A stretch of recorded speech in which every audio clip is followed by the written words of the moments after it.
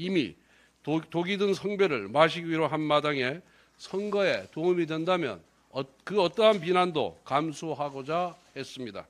12월 7일 첫 번째 탄핵안이 부결된 이후 저는 한동훈 대표를 찾아가 김영윤 장관 수사 결과를 보고 탄핵 여부를 결정하자 당론을 일주일 만에 바꾸면 당내 분열이 우려된다고 간곡하게 설득하기도 했습니다. 그러나 12월 14일 대통령 탄핵 소추안은 국회에서 통과되었습니다. 그 여파로 한동훈 대표 측 최고위원들마저 모두 자진 사퇴했습니다. 결국 지도부가 붕괴되면서 한동훈 대표마저 사퇴한 것입니다. 이후 당 지도부는 백석 남짓한 의석을 지키면서 민주당의 입법 폭출을 막아내고 조기 대선을 대비해야 했습니다. 대통령 탄핵과 관련된 재판에서 공수처와 헌법재판소의 절차적 문제를 지적하면서도 다른 한편으로는 우리 당이 아스팔트의 민심으로 끌려가지 않아야 했습니다.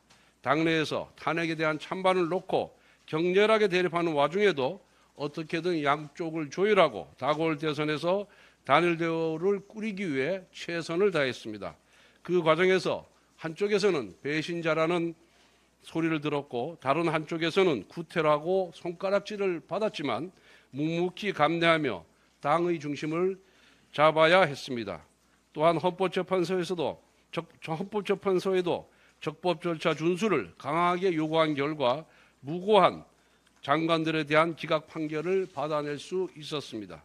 이것은 민주당의 연쇄 탄핵이 결국 국정마비가 목적이었음을 입증한 것입니다. 무엇보다 민주당의 입법 독재와 이재명 후보의 재판 지연을 강하게 질타했습니다. 특히 공직선거법 위반과 관련해서는 633 원칙을 강하게 요구하면서 대선 이전에 대법원에서 유죄 취지의 파기 환송심도 이끌어냈습니다. 저는 원내대표 재임 기간 내내 민주당과 강하게 맞서 싸우면서도 국민의힘 내부로부터 부당한 비난을 받았습니다. 그러나 하나하나 대응하지는 않았습니다. 당내 갈등이 부각될수록 선거에 악영향을 주기 때문입니다. 또한 민주당의 유법적인 악법을 막아야 했기 때문에 최대한 당 의원들을 다독이면서 참고 또 참아왔습니다. 민주당은 하자투성이인 후보를 내세우고도 일치 단결하여 대권을 쟁취했습니다. 지난 총선에서 비명행사 당한 민주당의 정치인까지 자기 정당 후보를 위해서 뛰었습니다. 반면 우리는 훨씬 훌륭한 김문수 후보를 내세우고도 분열과 반목을 하다가 패배했습니다.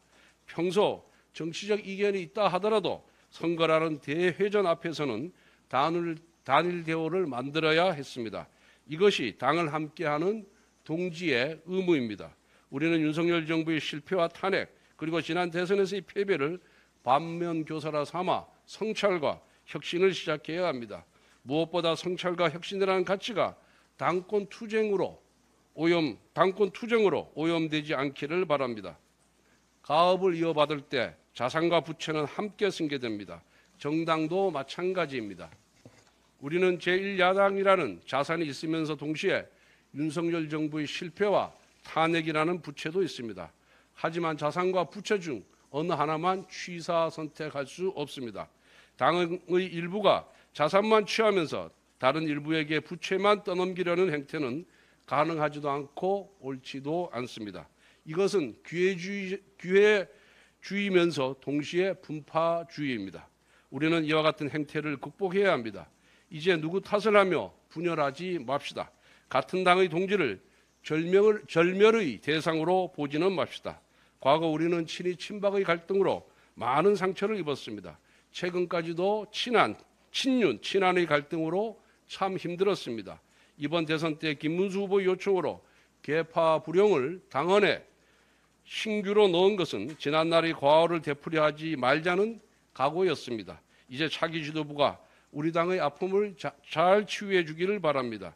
국민의힘이 분열의 늪을 벗어나 소속 의원 개개인이 모두 당을 위하는 정예로 거듭나기를 바랍니다. 감사합니다.